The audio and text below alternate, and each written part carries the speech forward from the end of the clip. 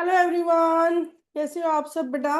आज हम लोग स्टार्ट करने वाले हैं चैप्टर नंबर 6 ऑफ ग्रेड 10। बहुत इजी चैप्टर है, ध्यान से समझोगे पहली बार में सारे कॉन्सेप्ट क्लियर। बट अगर पक पक पक पक पक पक पक करोगे तो कुछ गड़बड़ हो सकता है। ठीक है जी, तो स्टार्ट करते हैं। बक बक बक बक बक बंद किए हुए। ठीक है, लास्ट ग्रेड के अंदर हम लोगों ने, ठीक है, कुछ बच्चों को तो मैंने ही सिखाया था, बहुत सारे बच्चों को ये पता है ऑलरेडी कि कॉन्करेंट ट्रायंगल्स क्या होते हैं। If I ask you from the very beginning कि बताओ कॉन्करेंट ट्रायंगल्स क्या होती हैं, तो आप लोग क्या बोलोगे? Ma'am, congruent triangles those are same in size and same in shape. Very easy, very good. ठीक है, मैंने आप लोगों को दो पेपर कटिंग भी करके दिखाई थी।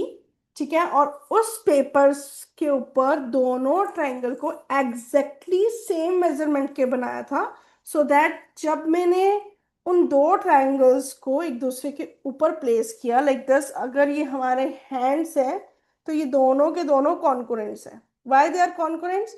बिकॉज जब मैं इसके ऊपर दूसरा हैंड रखती हूँ तो बिल्कुल दूसरा हैंड जो है, ठीक है, अब आपको मेरा एक ही हैंड विजिबल है एक साइड से, दूसरा हैंड बिल्कुल भी विजिबल नहीं है क्योंकि वो उस पर बिल्कुल ओवरलैप, ठीक है, उससे कवर हो गया है, उससे पूरा कवर हो गया है, क्योंकि उसका साइज और शेप जो है एग्जैक्टली सेम है। ठीक है, बिल्कुल सेम है इन दोनों हैंड्स की, तो ये दोनों के दोनों हैंड जो है वो कॉन्करेंट है। ठीक है, अब हम लोग दिस ईयर सिमिलर ट्रायंगल्स के बारे में पढ़ेंगे। तो सिमिलर फिगर्स के बारे में सबसे पहले मैं आपको बताती हूँ। दो सर्कल सिमिलर है, कॉन्करेंट भी हो सकते हैं।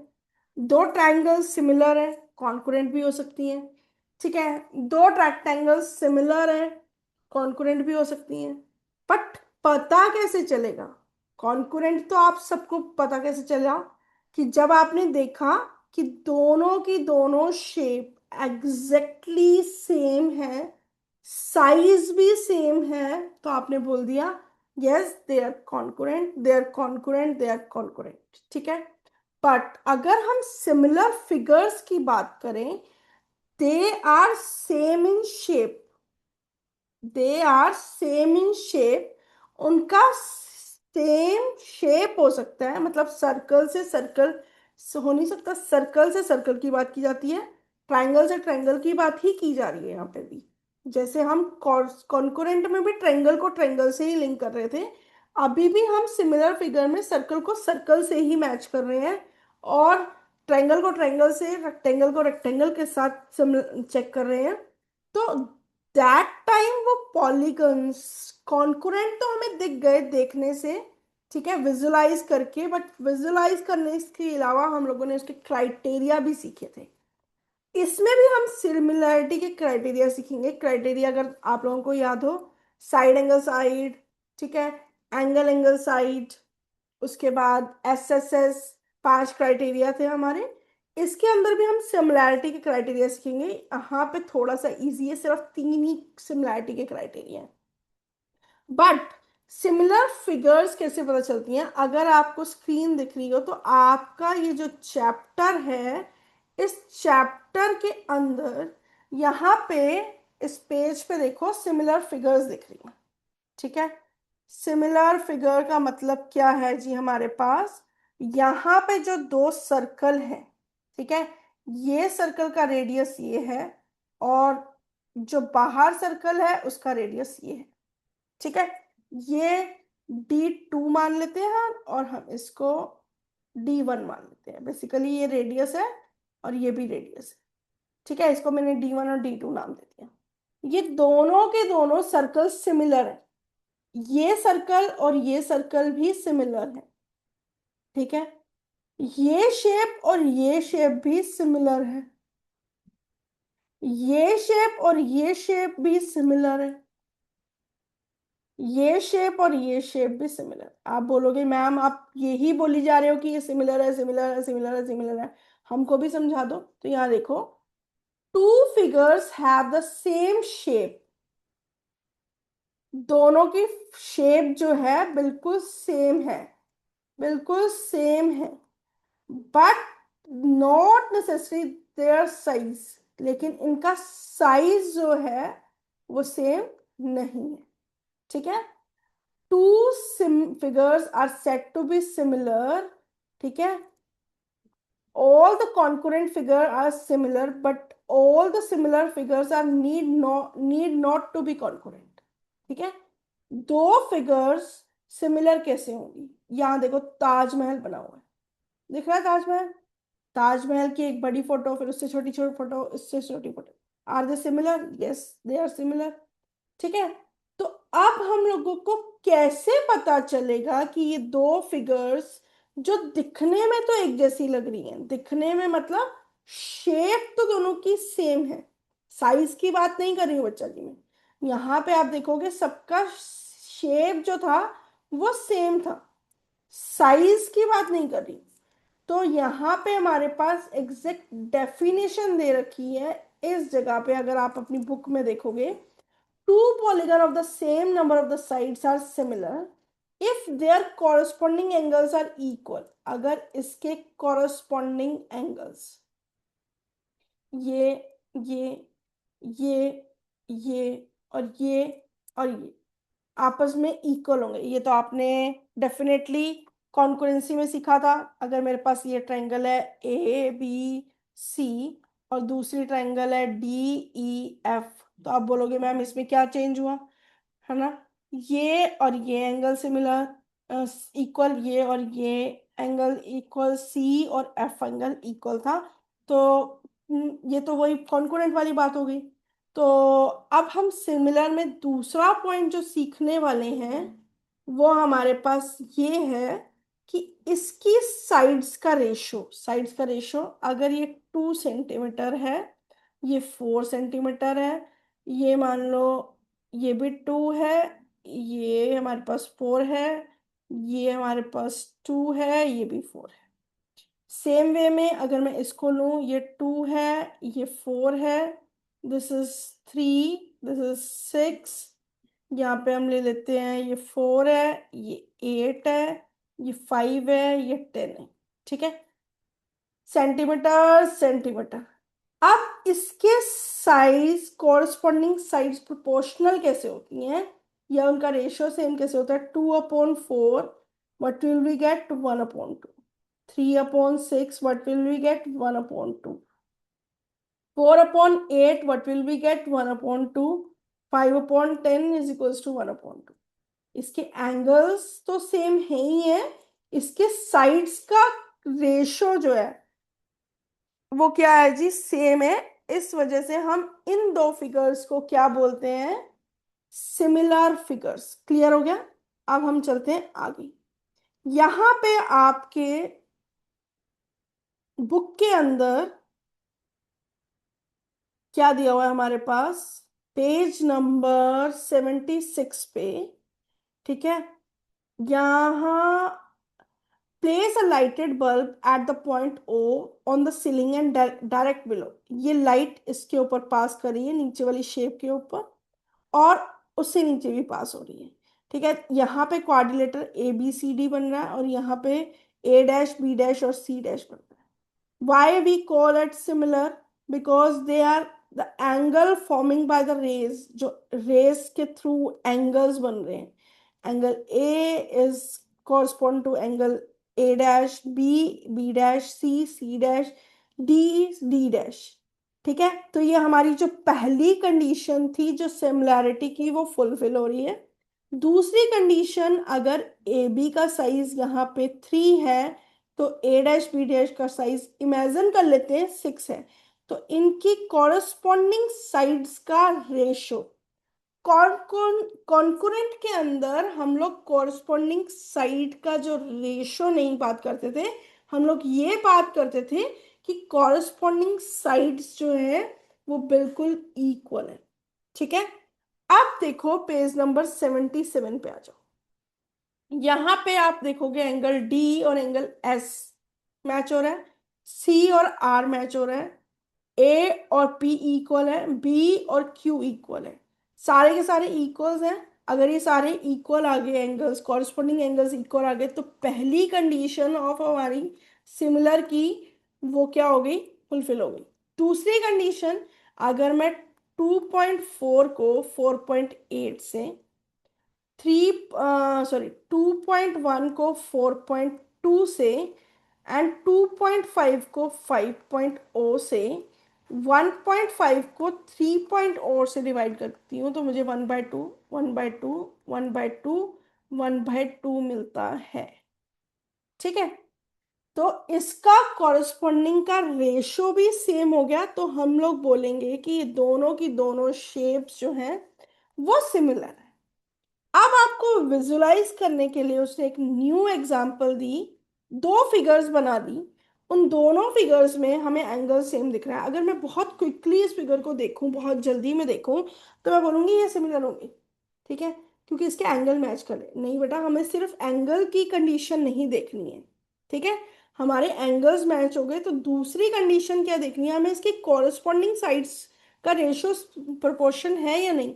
तो अगर 3/3, 3/3.5, 3/3.5 एंड 3/3 को सॉल्व करेंगे, तो डेफिनेटली ये मिसमैच हो रहे हैं।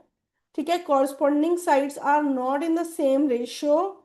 ठीक है, तो यहाँ लिखा है corresponding sides are not in the same ratio, तो these two figures are not similar. Clear. अब हम चलते हैं नेक्स्ट पेज के ऊपर। ठीक है, नेक्स्ट चलते हैं यहाँ पे। यहाँ पे तो शेप बनी हुई है बेटा, इन दोनों में मुझे प्रोपोर्शनल दिख रहे हैं इसके कॉरस्पॉन्डिंग साइड का ratio.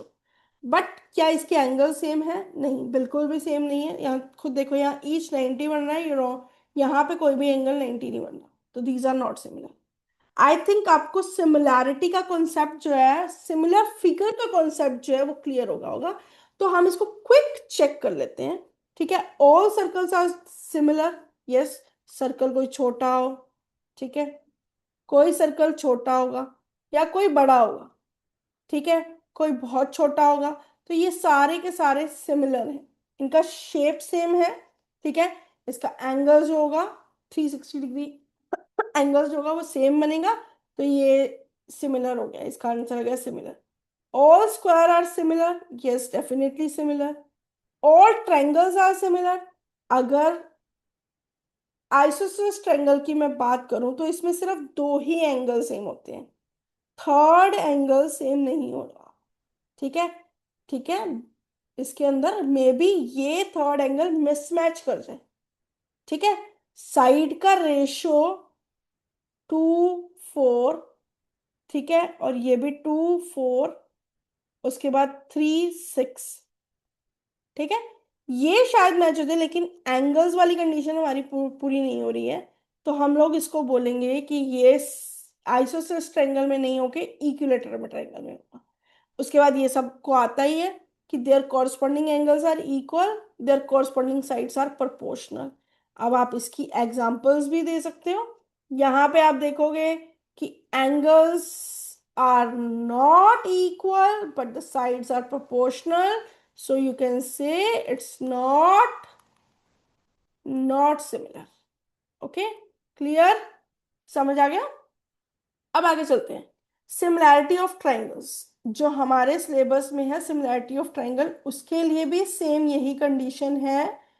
The triangles are similar if their corresponding angles are equal and their corresponding sides are in the same ratio और अ प्रोपोर्शन।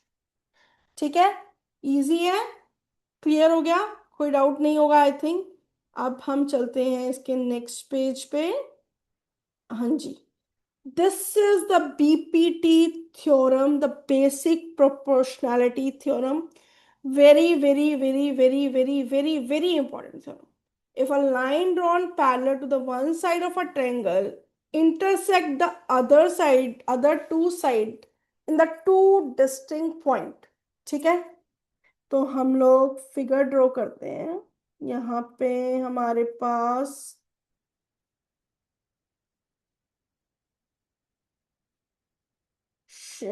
स्टॉप शेयरिंग करने के बाद मैं आप लोगों के साथ फिर से व्हाइट बोर्ड शेयर करती हूँ। ठीक है, वेट बेटा वेट। तो हमारे पास है, if a line drawn parallel to,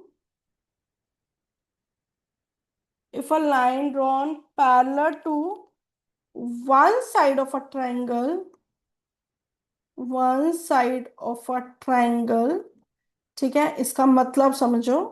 अगर मैं एक ट्रायंगल है, ए बी सी, एक लाइन मैंने ड्रॉ की one side of a triangle की, इसको ले लेती हूँ डी ई। ठीक है, if a line drawn parallel to one side of a triangle, ठीक है, and intersect intersect the other two lines at distinct point, distinct points। ठीक है, एक लाइन मैंने पैरेलल ड्रॉ की, जो दोनों की दोनों लाइंस, बाकी दो लाइंस जो हैं उसको इंटरसेक्ट कर रही है डिस्टिंक्ट पॉइंट्स पे, and other two sides are divided into same ratio। इसका मतलब है, if DE parallel to BC है, then AD upon DB is equals to AE upon EC होगा। Very very very important theorem, इसको हम लोग कल करेंगे फॉर नेक्स्ट चैप्टर के आगे वाले पार्ट के साथ। और इसके स्टेप्स को एक बार समझना, फिर उसको अच्छे से समझने के बाद, फॉर दैट आपको formula for the area of triangle आना चाहिए। ठीक है, और आपको ये पता होना चाहिए कि दो पैरेलल लाइंस के बीच में अगर कोई ट्रायंगल्स बनती हैं तो उनका एरिया बिल्कुल इक्वल होता है। तो अब आपका क्या काम है, अपनी बुक में से सबसे पहले बीपीटी थ्योरम का स्टेटमेंट को लर्न करना। ठीक है, before going to start this chapter, because before going to start the next video, ठीक है, you all have to learn this BPT theorem statement.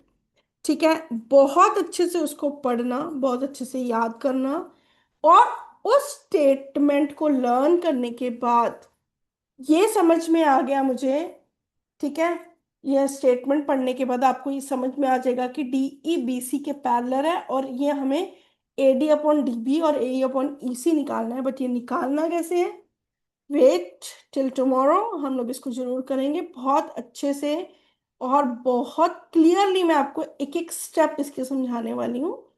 So good night, take care, God bless you, bye.